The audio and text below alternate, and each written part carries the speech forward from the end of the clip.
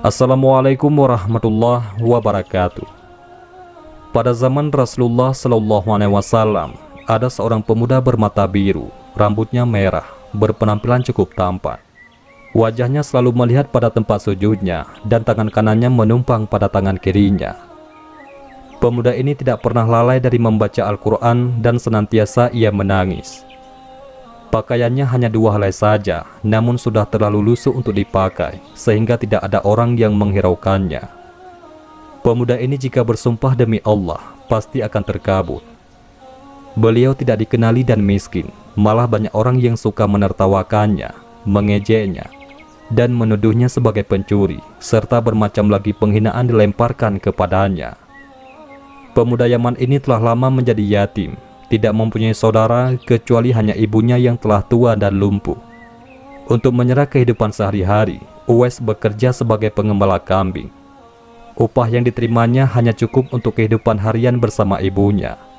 Jika ada uang lebih, beliau akan membantu tetangganya yang hidup miskin dan serba kekurangan seperti keadaannya. Walaupun dalam keadaan serba payah, beliau tidak pernah lalai dalam mengerjakan ibadahnya, sedikit pun tidak pernah berkurang. Sepanjang hidupnya, beliau melakukan puasa di siang hari dan bermunajat di malam harinya. Akan tetapi hanya satu permintaan yang sulit ia kabulkan. "Anakku, mungkin ibu tak lama lagi akan bersamamu. Ikhtiarkan agar ibu dapat mengerjakan haji," pinta sang ibu. Mendengar ucapan sang ibu, Uwais Al-Qarni pun jadi termenung. Perjalanan ke Mekah sangatlah jauh, melewati padang tandus yang cukup panas. Orang-orang biasanya menggunakan unta dan membawa banyak perbekalan. Lantas, bagaimana hal itu dilakukan Uwais yang sangat miskin dan tidak memiliki kendaraan? Maka dibelilah seekor anak lembu yang harganya cukup murah. Uwais membuatkan kandang di puncak bukit. Setiap pagi ia bolak-balik menggendong anak lembu itu naik turun bukit. "Uwais sudah gila, Uwais sudah gila," kata orang-orang yang melihat tingkah laku Uwais Al-Qarni. Banyak orang yang menganggap aneh apa yang dilakukannya tersebut. Tak pernah ada hari yang terlewatkan ia menggendong lembu itu naik turun bukit. Semakin hari anak lembu itu semakin besar, dan semakin besar pula tenaga yang diperlukan Uwais. Tetapi karena latihan tiap hari, anak lembu yang membesar itu tidak terasa lagi bagi Uwais Al-Qarni. Setelah 8 bulan berlalu, sampailah pada musim haji. Lembu Uwais telah mencapai 100 kg, begitu juga otot Uwais yang semakin kuat. Ia menjadi bertenaga untuk mengangkat barang. Taulah sekarang orang-orang, apa maksud Uwais menggendong lembu setiap harinya. Ternyata ia sedang latihan untuk menggendong ibunya. Uwais menggendong ibunya berjalan kaki dari Yaman ke Makkah. Subhanallah, alangkah besar cinta Uwais pada ibunya. Uwais berjalan tegap menggendong ibunya wukuf di Ka'bah. Ibunya terharu dan bercucuran air mata karena telah sampai di Baitullah.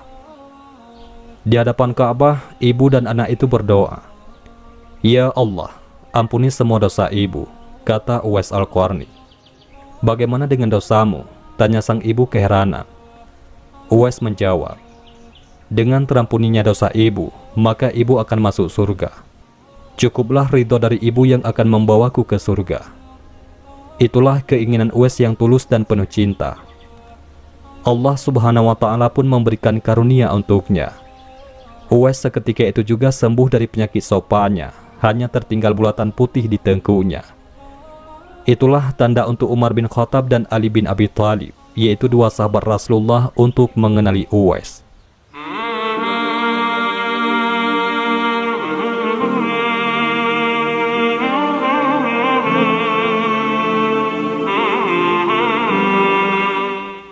Uwais Al-Qarni telah memeluk Islam pada masa negeri Yaman mendengar seruan Nabi Muhammad SAW. Peraturan-peraturan yang terdapat di dalam agama Islam sangat menarik hati Uwais Al-Qarni.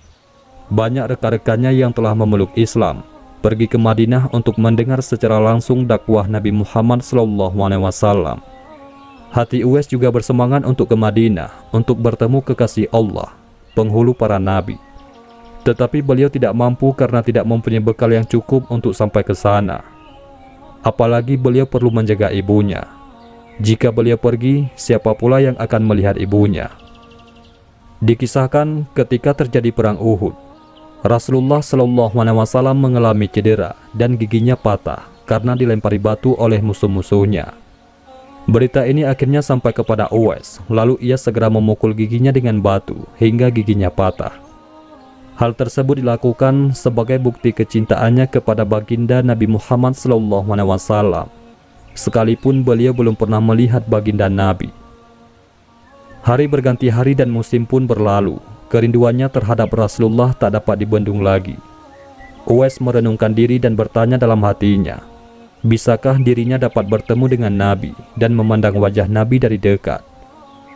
Akhirnya, pada suatu hari Uwais mendekati ibunya, mengeluarkan isi hatinya dan memohon izin kepada ibunya agar diperkenankan pergi menemui Nabi yang begitu ia rindukan di Madinah. Sang ibu, walaupun telah uzur, merasa terharu ketika mendengar permohonan anaknya. Beliau memahami perasaan Uwais dan berkata, "Pergilah wahai anakku, temuilah Nabi di rumahnya, dan bila telah berjumpa, segeralah engkau kembali pulang." Dengan perasaan gembira yang amat sangat, Uwais berkemas untuk berangkat ke Madinah. Dan sebelum pergi, beliau menyiapkan keperluan ibunya yang akan ditinggalkan, serta berpesan kepada tetangganya agar dapat menemani ibunya sepanjang kepergian beliau. Sesudah mencium tangan ibunya yang tercinta, berangkatlah Uwais menuju ke Madinah, yang jaraknya sekitar 400 km dari Yaman. Dengan waktu yang cukup lama, akhirnya tibalah Uwais Al-Qarni di kota Madinah. Segeralah ia menuju ke rumah Nabi Muhammad SAW. Diketuknya pintu rumah itu sambil mengucapkan salam. Keluarlah Sayyidatina Aisyah radhiyallahu anha sambil menjawab salam Uwais. Segera saja Uwais menanyakan baginda Nabi yang ingin ditemuinya. Namun ternyata baginda Shallallahu Alaihi Wasallam tidak berada di rumah, melainkan berada di medan perang. Betapa kecewa hati sang perindu, dari jauh ingin berjumpa, tetapi yang dirindukannya tidak berada di rumah. Dalam hatinya bergolak perasaan ingin menunggu kedatangan Rasulullah dari medan perang. Tapi beliau teringat akan pesan ibunya yang sudah tua dan senantiasa dalam keadaan tidak sehat itu agar ia cepat pulang ke Yaman.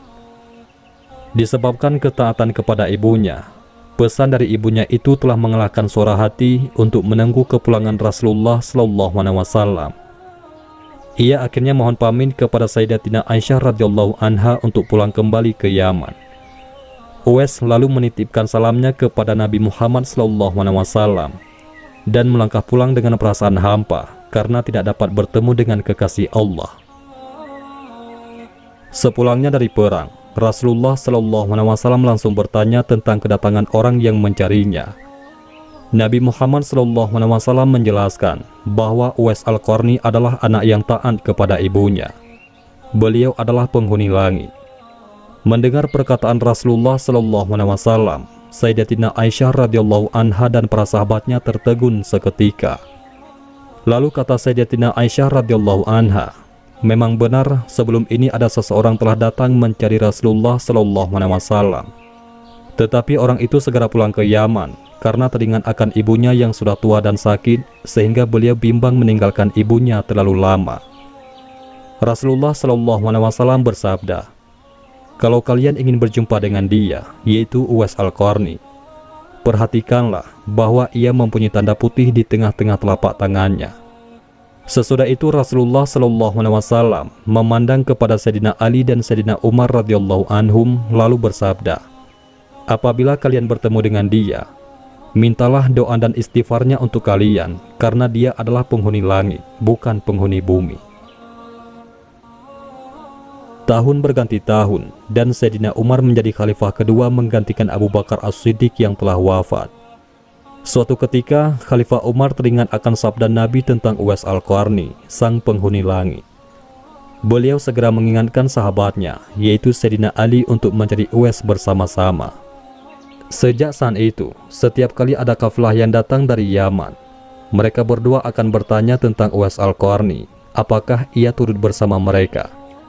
Di antara kafilah-kafilah itu ada yang merasa heran, apakah sebenarnya yang dicari oleh kedua sahabat besar itu. Adapun rombongan kafilah dari Yaman menuju ke Syam silih berganti membawa barang dagangan mereka. Suatu ketika, Uwais Al-Qarni turut bersama rombongan kafilah menuju kota Madinah. Melihat ada rombongan kafilah yang datang dari Yaman, bersegeralah Khalifah Umar dan Sayyidina Ali mendatangi mereka dan menanyakan apakah Uwais turut bersama mereka. Rombongan itu mengatakan bahwa ia ada bersama mereka dan sedang menjaga unta-unta mereka di perbatasan kota. Mendengar jawaban itu, mereka berdua bergegas menemui Uwais Al-Qarni. Sesampainya di tempat Uwais, Khalifah Umar dan Sayyidina Ali memberi salam. Namun rupanya Uwais sedang melaksanakan sholat. Setelah mengakhiri sholatnya, Uwais menjawab salam kedua tamu agung tersebut sambil bersalaman. Sewaktu berjabatan, Khalifah Umar segera membalikkan tangan Uwais untuk membuktikan kebenaran tanda putih yang berada di telapak tangan Uwais, sebagaimana pernah disabdakan oleh baginda Rasulullah Muhammad SAW. Ditanyalah Uwais oleh kedua sahabat Nabi tersebut, "Siapakah nama saudara?" Lalu Uwais menjawab, "Abdullah." Mendengar jawaban itu, kedua sahabat itu pun tersenyum dan mengatakan, "Kami juga Abdullah, yakni hamba Allah. Tapi siapakah namamu yang sebenarnya?" Uwais kemudian berkata, "Nama saya Uwais Al-Qarni."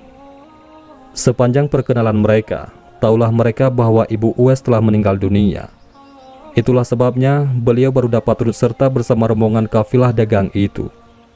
Akhirnya, Khalifah Umar dan Sayyidina Ali memohon agar Uwais berkenan untuk mendoakan mereka. Uwais enggan dan dia berkata kepada Khalifah, "Sayalah yang harus meminta doa dari kalian." Mendengar perkataan Uwais, Khalifah berkata, "Kami datang ke sini untuk memohon doa dan istighfar dari Tuhan."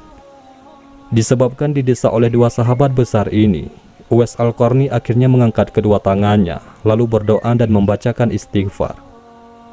Setelah itu Khalifah Umar radhiyallahu an berjanji untuk memberinya uang negara dari Baitul Mal kepada Uwais sebagai biaya hidupnya. Uwais Al-Qarni menolaknya dengan lembut dengan berkata, "Hamba mohon supaya hari ini saja hamba diketahui orang. Untuk hari-hari selanjutnya, biarlah hamba yang fakir ini tidak diketahui orang lagi." Setelah kejadian itu, nama Uwais kembali tenggelam dan tidak lagi terdengar beritanya.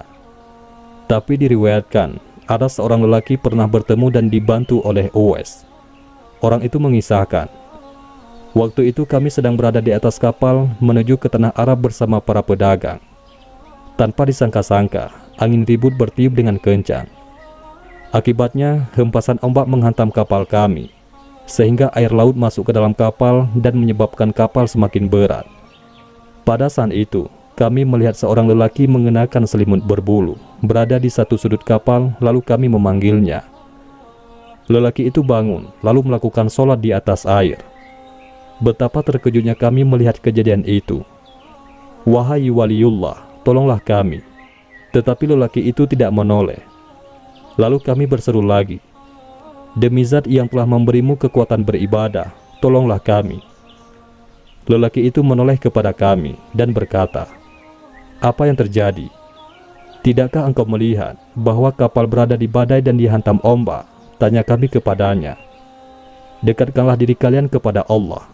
Keluarlah kalian dari kapal dengan membaca Bismillahirrahmanirrahim," kata orang itu. Kami pun keluar dari kapal satu persatu. Pada saat itu, jumlah kami 500 jiwa lebih. Sungguh ajaib, kami semua tidak tenggelam, sedangkan perahu kami yang lain tenggelam ke dasar laut bersama isinya. Lalu orang itu berkata kepada kami, "Tidaklah mengapa harta kalian menjadi korban, asalkan kalian semua selamat." "Demi Allah, kami ingin tahu siapakah nama Tuhan," tanya kami kepadanya. "Uwais Al-Qarni," jawabnya dengan singkat. Kemudian kami berkata lagi kepadanya, "Sesungguhnya harta yang ada di kapal tersebut adalah milik orang-orang fakir di Madinah yang dikirim oleh orang Mesir. Jika Allah mengembalikan harta kalian, apakah kalian akan membagi-bagikannya kepada orang-orang fakir di Madinah?" tanya Uwais Al-Qarni. "Ya, kami akan membagikannya," jawab kami. Orang itu pun melaksanakan sholat 2 rakaat di atas air, lalu berdoa. Setelah Uwais Al-Qarni mengucapkan salam, tiba-tiba kapal itu muncul ke permukaan air, lalu kami menaikinya dan meneruskan perjalanan. Setibanya di Madinah, kami membagi-bagikan seluruh harta kepada orang-orang fakir di Madinah sehingga tidak ada satupun yang tertinggal. Beberapa waktu kemudian, tersiarlah kabar bahwa Uwais Al-Qarni telah berpulang ke rahmatullah. Anehnya, pada saat dia hendak dimandikan, tiba-tiba terlalu banyak orang yang berebut hendak memandikannya. Dan ketika dibawa ke tempat pembaringan untuk dikafankan, begitu ramai orang yang menunggu untuk mengkafankannya. Demikian pula ketika orang pergi hendak menggali kuburnya. Di sana ternyata sudah ada orang-orang yang menggali kuburnya hingga selesai. Ketika usungan dibawa menuju ke perkuburan, luar biasa banyaknya orang yang berebut hendak mengusungnya. Meninggalnya Uwais Al-Qarni telah menggemparkan masyarakat kota Yaman. Banyak terjadi hal-hal yang amat mengherankan penduduk Yaman. Sedemikian banyaknya orang yang tak dikenali datang untuk mengurus jenazah dan pemakamannya. Sejak ia dimandikan, sampailah ketika jenazahnya hendak diturunkan ke dalam kubur, ada saja orang-orang yang telah siap melaksanakannya terlebih dahulu. Penduduk kota Yaman tercengang. Mereka bertanya-tanya, "Siapakah sebenarnya engkau, wahai Uwais Al-Qarni? Bukankah Uwais yang kita kenal hanyalah seorang fakir yang tidak memiliki apa-apa, yang kerjanya hanyalah sebagai pengembala kambing dan unta? Tetapi ketika hari wafatmu, engkau telah menggemparkan penduduk Yaman dengan hadirnya manusia-manusia asing yang tidak pernah kami kenal. Mereka datang dalam jumlah sedemikian banyaknya. Agaknya mereka adalah para malaikat yang diturunkan ke bumi hanya untuk mengurus jenazah dan pemakamanmu." Barusan itulah penduduk Yaman mengetahui siapa Uwais Al-Qarni, yang ternyata tidak terkenal di bumi, akan tetapi beliau sangat terkenal di langit. Begitulah Uwais Al-Qarni, sosok yang sangat berbakti kepada orang tua. Dan itu sesuai dengan sabda Rasulullah ketika Rasulullah ditanya tentang peranan kedua orang tua. Rasulullah SAW menjawab, "Mereka adalah yang menyebabkan surgamu atau nerakamu." Hadis riwayat Ibnu Majah. Demikianlah kisah Uwais Al-Qarni. Semoga kita dapat mengambil hikmah dari kisah beliau. Mudah-mudahan ini semua bermanfaat. Assalamualaikum warahmatullahi wabarakatuh.